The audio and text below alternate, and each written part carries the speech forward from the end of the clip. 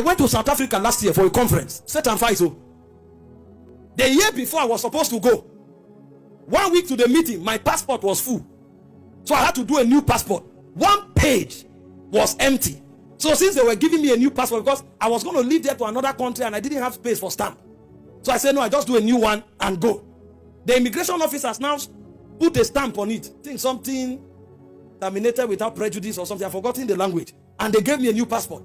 When I went to the airport, I flew from here to Lagos to fly to South Africa. They looked at it and they said, the visa they granted me was on the passport that they stamped out. So I can't fly. What? They get some nation have resistance. Oh. I saw the aircraft left.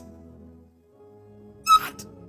If you don't fight your battles, guess what happened that day? Pastor David Obuili and Apostle Selman were on the flight. They came and said, oh God, oh God. They have fought their own battles. They have prevailed. You know what? You know what Apostle Selman did for me that day? The protocol, they gave me a good hotel. Say, sleep and rest well. The private jet that brought me to Lagos will take you back to Abuja. Yeah, it was a big brother. I went back. They left to South Africa. I now knew there's fight here, Abi. We will fight. We will fight well.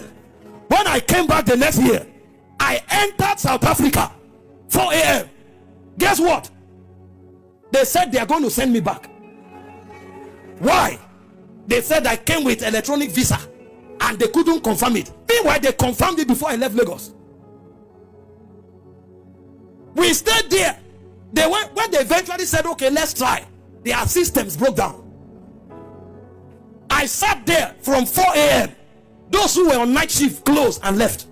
The next day, that's then those on morning shift, they came around 8 and they didn't attend to us till 9. They called. I sat for almost 5 hours. They had to call Minister of Homeland, call this, call that, before they eventually stamped and say I should enter.